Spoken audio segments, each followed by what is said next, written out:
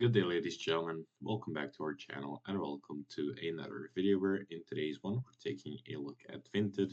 I'll be explaining to you guys how can you essentially get postage options, how can you toggle postage options on or off, and how can you get maybe free shipping options on your Vinted items.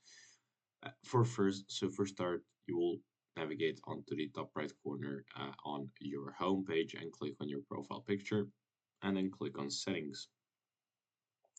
From the settings page on the left hand side, click on postage, and down here you will see all of your delivery options. So you'll have to choose one of the options that include or that offer free shipping.